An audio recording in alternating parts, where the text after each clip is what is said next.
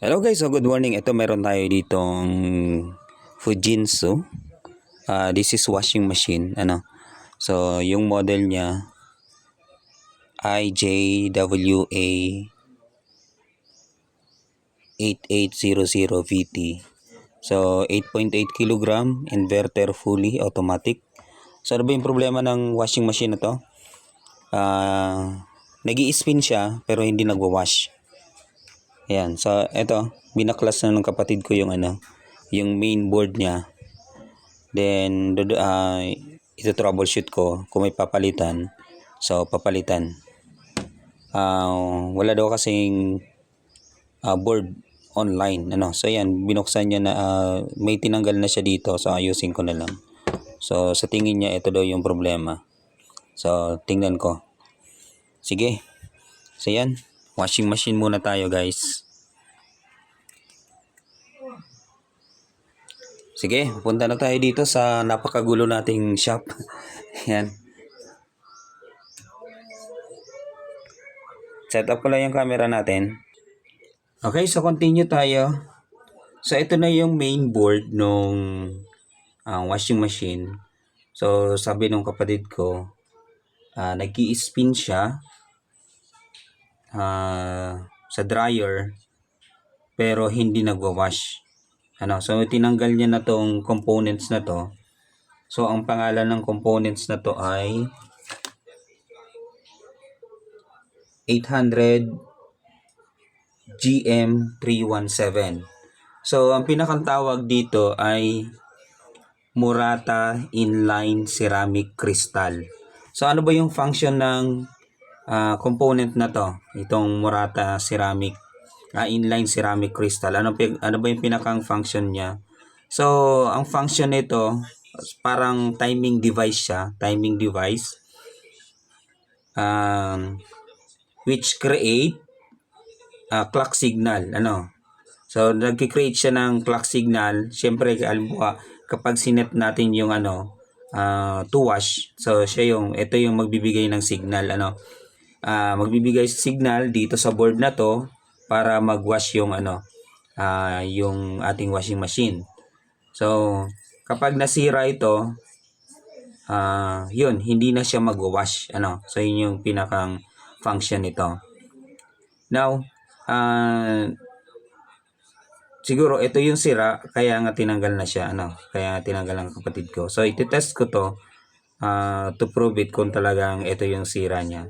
So binigay kasi sa akin baklas na, although nandito sa amin yung unit. So test ko kung kung ito ba talaga yung problema. Okay, hanapin ko muna yung kanyang data sheets. Okay. So yan, so how to test this? So gamit lang kayo ng multimeter. Ako kasi gamit ko kasi is multimeter. Ayan. So test nga natin. Test natin. So dapat may reading to, guys. Ayan. So wala. Then sa center niya, wala. Baliktarin natin dito naman sa kabila, wala. Baliktarin natin yung probe. Ayan. So wala. So walang reading.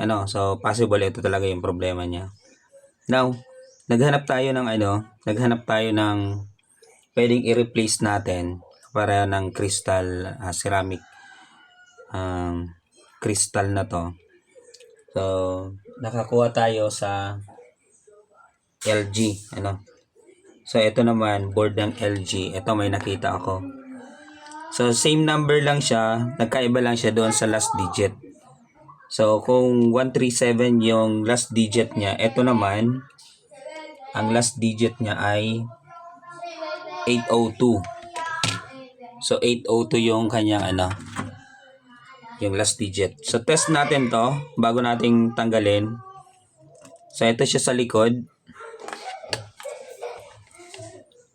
Yan, para at least kita ninyo. So test natin, asan na ba yun?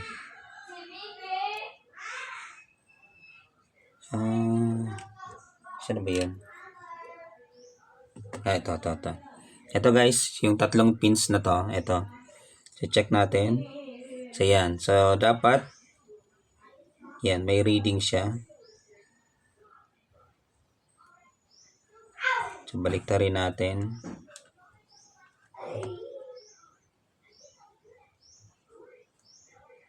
Yan. So, dapat nakakaroon siya ng reading bago siya mag-off. Ano? So, bago siya mag-OL or online. Yan, OL, ano, yung bago mag-OL. Yun. Very good.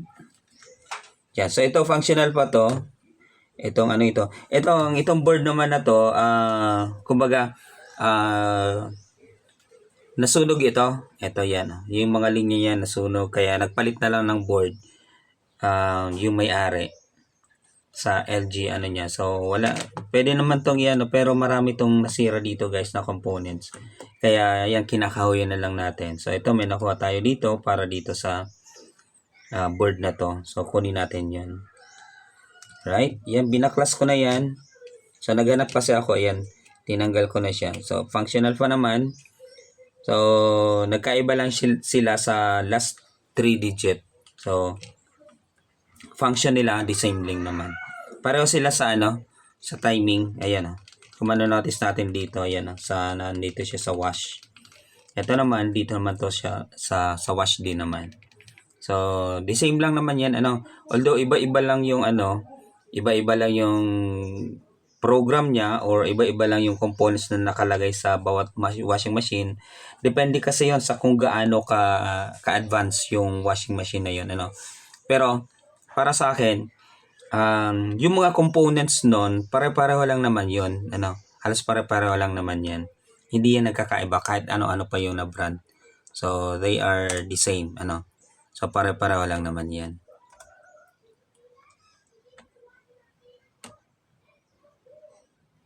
Okay. So, yan. Tanggalin na natin to.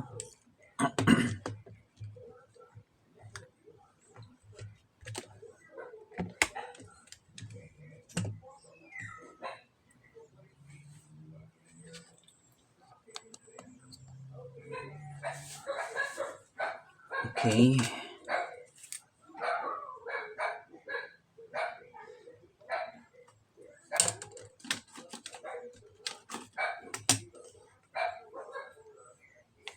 So, nag-add tayo ng flux. Then, okay, linisin muna natin yung soldering lead na iron natin.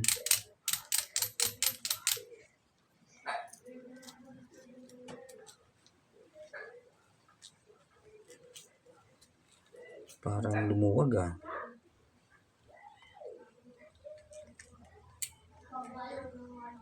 Okay, nako ang init. Nako ang init. Yan.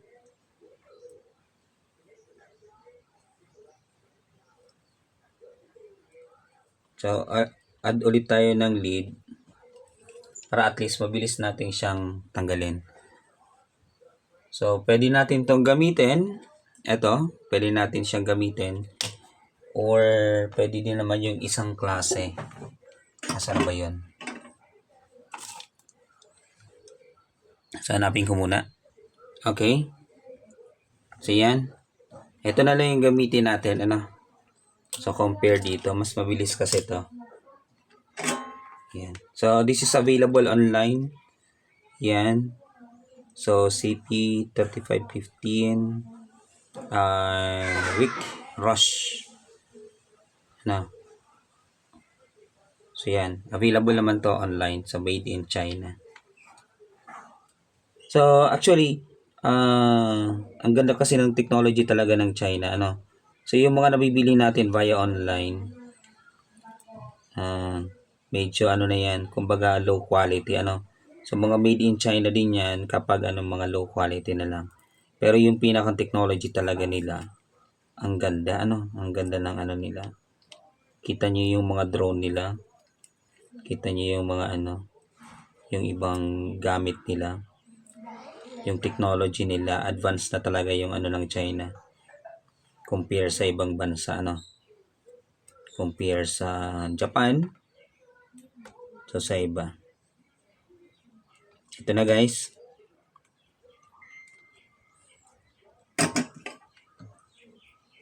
So, patuyuin ko lang yung pin.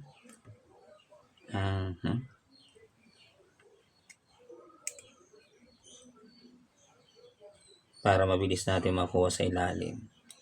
Yan. Yun. Alright. Ito na siya.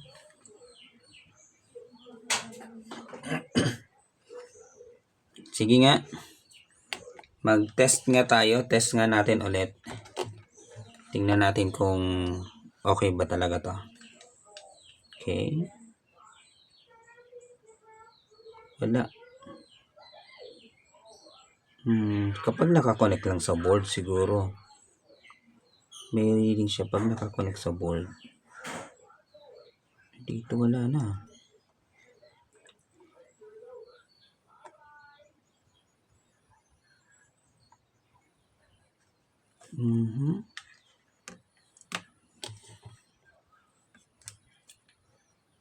Sige nga, try nga natin to. Ibalik nga natin to dito. Test natin siya na connected sa board.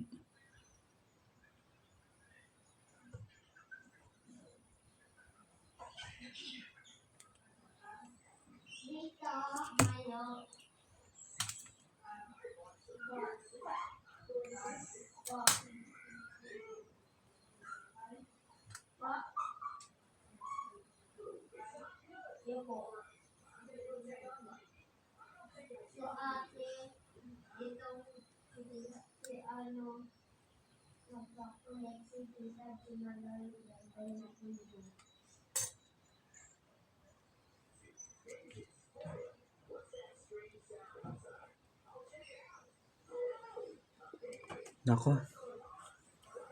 Hirap talaga pag malaki yung daliri. Ano?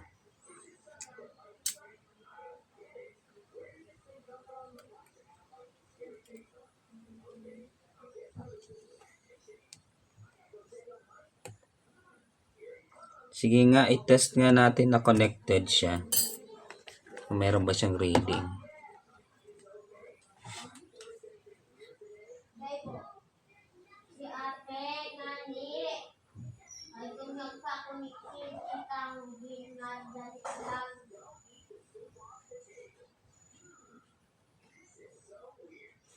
May reading naman siya guys.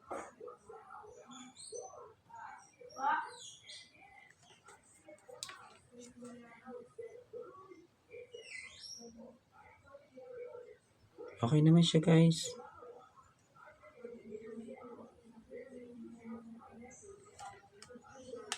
Okay naman.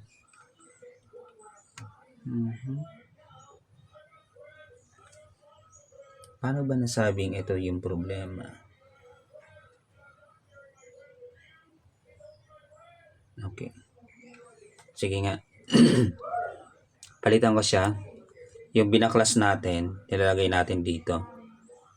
Then, i-connect natin. Then, i-try natin dun sa ating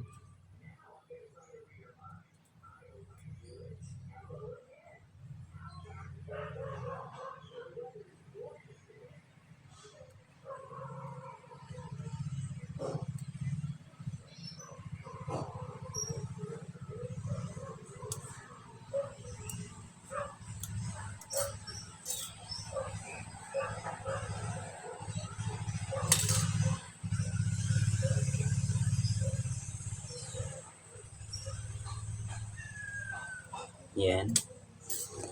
So, ito, connect ko muna siya. Then, flux.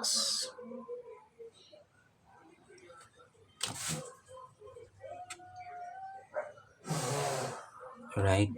Kita pa ba?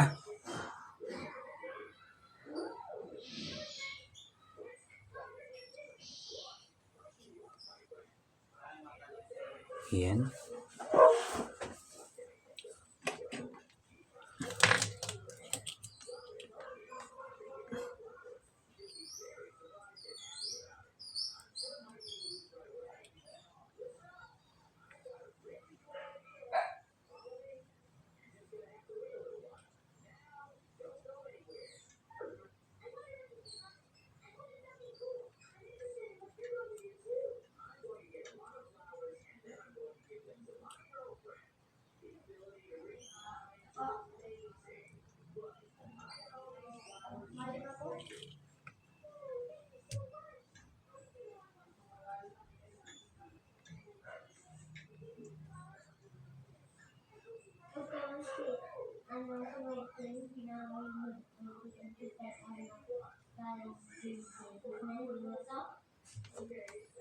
So medyo nagulo yung ano,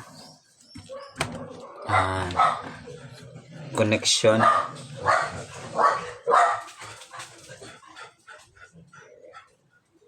Okay naman, connected naman pala talaga. Okay.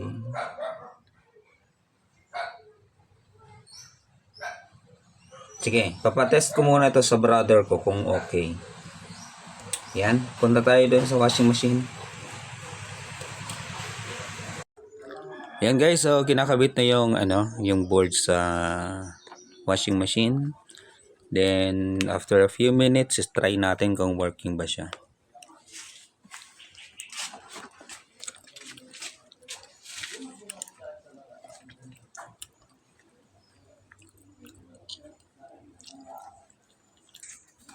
So yan guys, so i-test na natin kung working ba siya.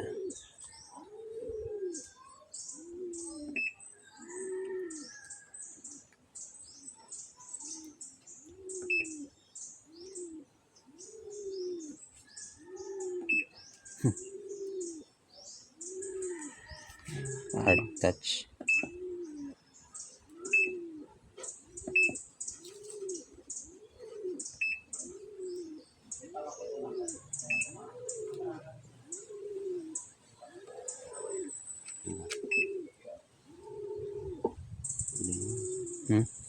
Ayan.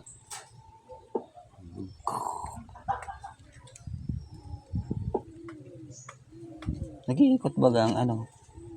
Oh. Ano to? Spin ito? Dryer. Dryer. Ay, ano? Wash yan. Oh.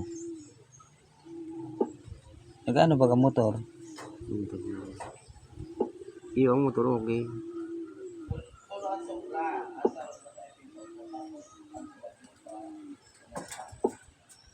Motor, okay. Motor.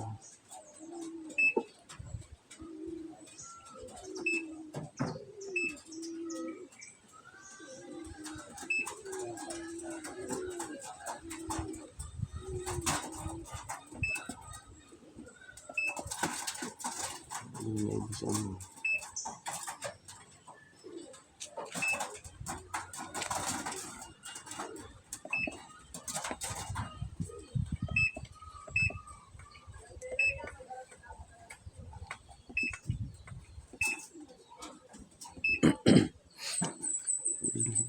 Energy saver number 3. Delicate number 4.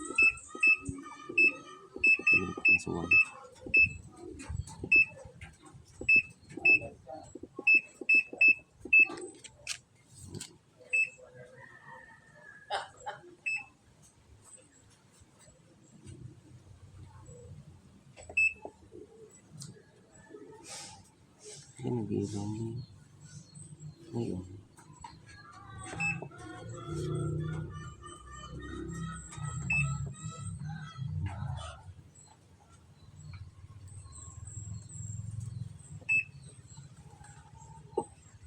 Tanong. So, nagana sa iyong... Dahil nag-iiba na ano? Hindi.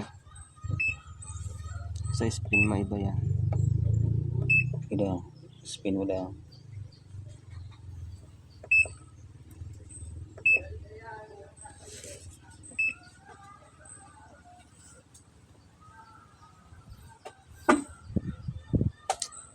Yan, butin itong ano, brake dun sa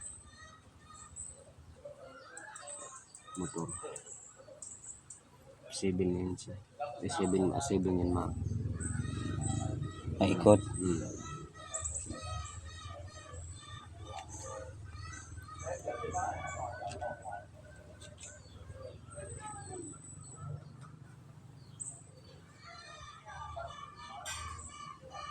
So yun guys, so we are waiting for the response of this washing machine. So nagtry kaming mag-ano kanina, mag-wash, pero yung motor niya umiikot. So ito mismong ano, hindi. So ngayon try natin mag-spin dryer. So ito, so naka 9 siya, 9. So pag nag 7, So, doon siya mag-spin. So, let's see. Ayun. So,